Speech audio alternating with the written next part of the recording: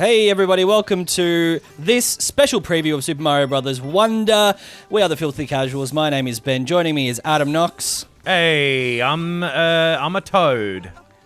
And Tommy Toad Dasilo. He's the actual toad. No, it's me, Mario. I'm Mario on the screen right now, and I'm also officially the new voice of Mario going forward in the future.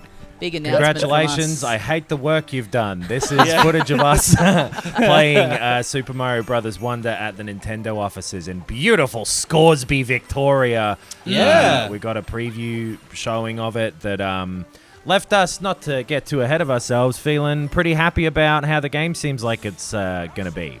Yeah. So this is us, obviously testing out the new power-up. We got the elephant thing, which you can fill your trunk with water and then spray it on people. That was pretty sick. And wait a minute, what's happening here?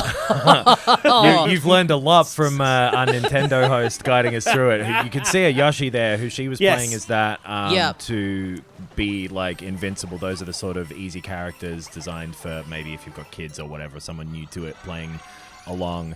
This is some clips of it that here we're seeing like something that I always thought actually in the preview stuff they'd shown up until that point to be slightly uninteresting other than visually, which is these wonder seeds that change up the level and make something weird happen, and a pipe turns into a caterpillar or whatever, and that for whatever reason had never seemed that appealing in the preview footage because it seemed a bit like a gimmick or whatever. Right. But my biggest takeaway from seeing this game and actually playing it was that the game is laid out so that it has a lot of sort of puzzle moments in it. Right. Rather than it being an obstacle course in the way of New Super Mario Brothers in that series. It's a lot more, here's a fun little task or puzzle or whatever in the way that 3D World and so on did, which I really liked.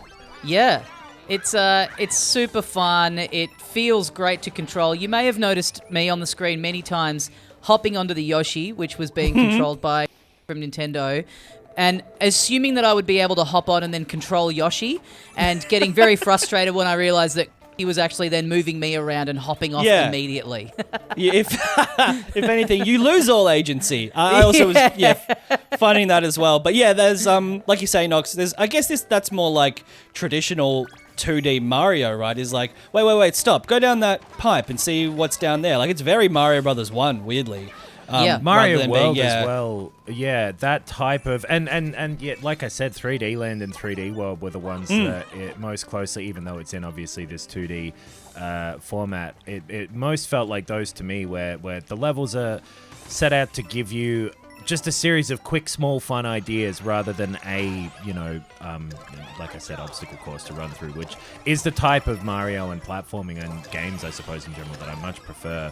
Yeah. And you can see as well, it looks so good. Yeah, this was really fun. I forgot about this bit. These little, these guys, what are they called? Skedaddlers, the little guys who see you coming and absolutely flip their lids, and then they're correct to be running away from you, because every time we got close to one, we murdered the hell out of them. And you can felt see great. here as well something that I had no idea was in the game from what they've shown before. This badge system where you get you can assign one before you go into a level, and it gives you like a different skill. Basically, this gives you a floaty parachute, as you can read there, to jump with. The blue ones over to the right, I don't know if we hover over them, but they give you sort of like passive skills, like you'll get extra coins when you kill enemies, stuff like that.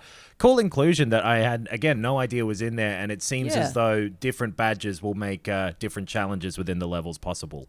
Right. I didn't notice this at the time, but I like this in the bottom left-hand corner. You can press L to assign Prince's Choice. Yeah. What was I going to say? Oh, they when you do choose one and you're playing co-op or multiplayer, it applies to everyone. Yeah. Which is, I guess, I don't know.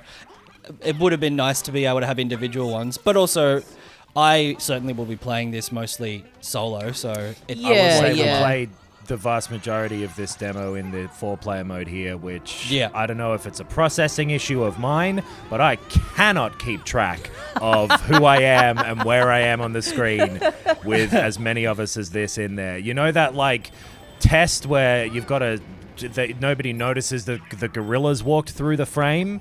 It's like playing that little experiment all the time for me. Hate it. But it's cool that it's in there, and it's cool that you're not bumping into each other. You do just pass through now. Yeah. I like all the new enemies that we've seen as well. And I haven't played, I don't think, as many of the more recent Mario games as you guys. So I don't know if some of them are like not actually brand new. But to me, they were new. And a lot of these are brand new. Yeah, most the Skedaddler guy, the Bull Rush guys that we just saw. I didn't notice this when we were playing it, but that Stampede that we just saw before, I love that you sort of see the silhouettes of ones in the very like foreground as well. Like the depth, even though it's 2D, like the use of depth, like you can see in the backgrounds here. They just look, they kind of look like such cool 3D environments, even though it is all happening on a 2D plane, which is really nice. Yeah. And just to stress again, like on a big TV in real life, it just looks so crisp and colorful and really like playing to the Switch's strengths, or I suppose playing away from its weaknesses. Totally. We assume you're all watching this on a laptop in bed right now on your chest, but if we're lucky, phone on the toilet more than the statistics show. It'll look very high resolution on an iPhone. I didn't actually notice anything, like you sort of mentioned before, Tommy, there's new voice actors for the main Marios and so on. I didn't notice anything particularly off or weird about that, but we were being talked to during most of it and couldn't really hear we were busy the game gaming itself, but what we could hear sounded pretty cool.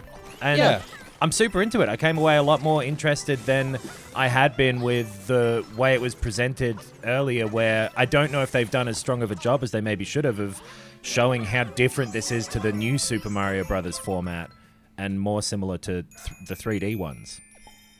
Yeah. There's I'm a lot looking going forward on. to it. I think I speak for us all. Totally. And I suppose, I hope... you can go listen to our podcast, by the way, and we give longer impressions and more thoughts about our time with the game. So head over there, Filthy Casuals, with Tommy Dassolo, Ben Vanel, and Adam Knox, and you can hear more thoughts, Yeah. Thanks for joining us. Hope you enjoyed this preview, and thanks to Nintendo for having us in for a little muck around on Super Mario Brothers Wonder.